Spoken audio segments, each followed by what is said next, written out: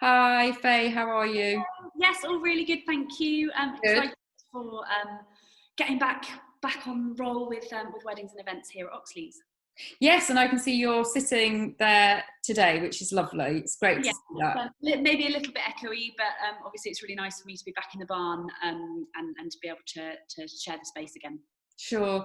So what has your experience been over the last couple of months? It's been different.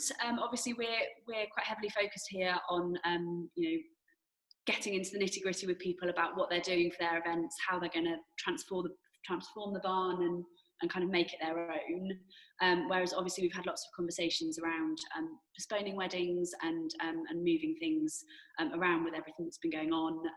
But we're really very proud to say that all of our weddings have picked a postponement date. We've moved everybody, if they want to, up until the end of this year. Just to allow people some flexibility, and that means that we can then start having those conversations with them again about their plans for next year, and it all feels a bit more positive. That's good. That's great to hear. So, and what have you been doing to kind of prepare for when, and of course, right now we don't know when that is, but when you're able to kind of host events again? Yeah, I mean, it's quite tricky because, as you just touched on, we don't know when and we don't know what particular restrictions will be in place. Obviously, this week there's lots of talk around the 2 metre rule. Will it drop down to 1 metre or go out the window entirely? Nobody knows at the moment. So we're working with West Oxfordshire District Council, who are our kind of registrars, putting together a risk assessment to make sure that we have done everything we can as a venue to make sure that that people are safe here. We're also kind of just looking into new options, new packages. So smaller weddings are possible here. We don't do in-house catering, so we're not limited to sort of having a minimum number. I showed a couple around this morning who want a wedding for 30 people in February, and that's really easy for us to accommodate.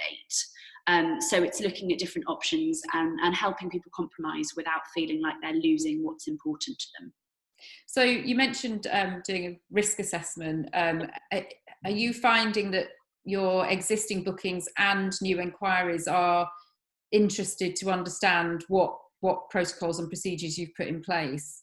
Yeah, I think from a client perspective, it's not necessarily wanting to know the nitty gritty, but everybody wants to know that we've thought about it, and that we're being responsible, in the same way that with our preferred suppliers list, they know that we've built relationships with those people and we've built a trust with those people, and they want to continue that trust with us. So it's not something we'll necessarily share publicly unless people particularly ask to see it, but it's a really important exercise for us to do, for our own safety as well as our clients and our guests. Yes, of course. I mean, everybody needs to be safe within an environment, don't they? For sure. Yeah. So, with your preferred suppliers, have you also had conversations with them about what risk assessments they've gone through and their procedures? Yeah, that's something that I'm starting this week. So our risk assessment is nearly finalised for the few different options that we think we might have, and now it's sort of opening up and saying, right, if you are selected as a supplier for one of these sort of slightly different weddings, what have you considered?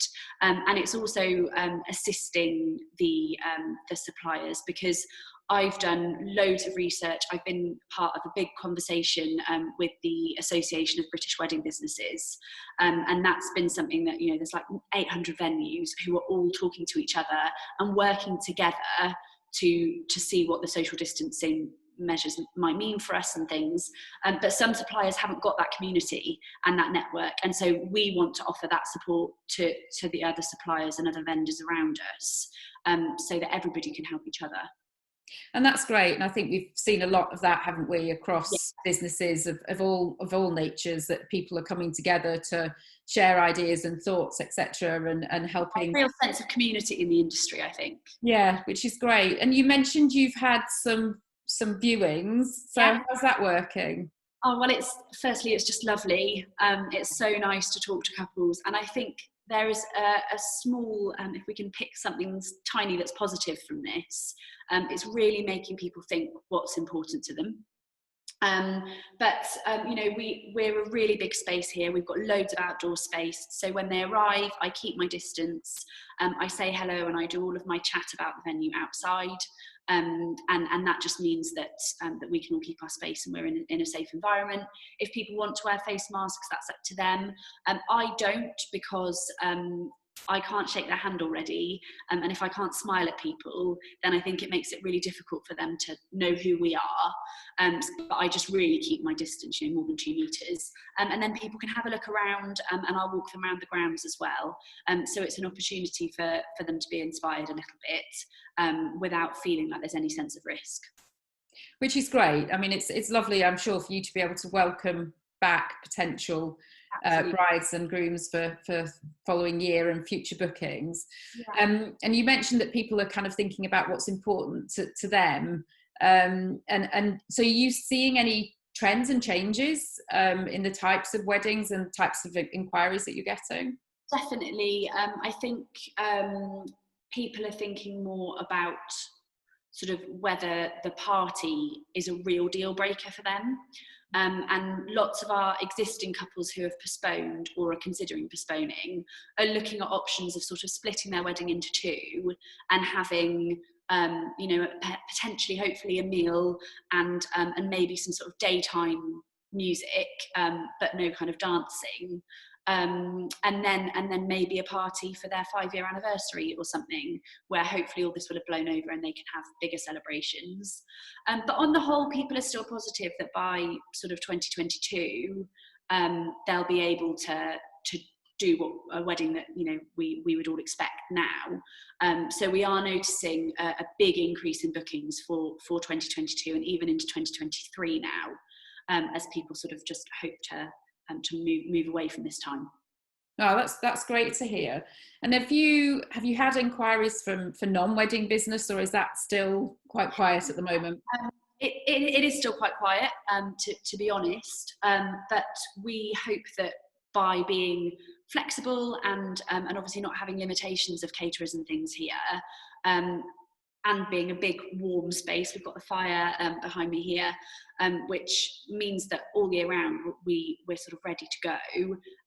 We're hoping that we can become a really good space for meetings that need to be socially distanced, and you know, we're more than happy to talk to people about kind of individual requirements for that.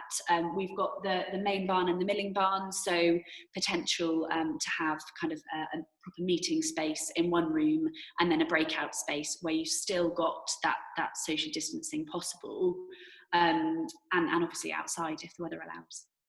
Yes, I mean, because you're a blank canvas, dry hire, take the barn, and as you say, you've got loads of space inside and great space outside. You've got a lot of options for people to consider, which is great, and allows you to be flexible. Yeah, absolutely. And you know, we know that lots of people are having to adapt, and it might be a scenario or a sort of setup that they're not used to. And although we are, like you say, blank canvas, dry hire, we're absolutely here to support people. So, you know, we can recommend people, we can help people book other things that they might need. I mean, if there's anything that we've all learned, I think it's to be adaptable. And we've always been a flexible venue, so it's not something that's kind of new to us. Which is great.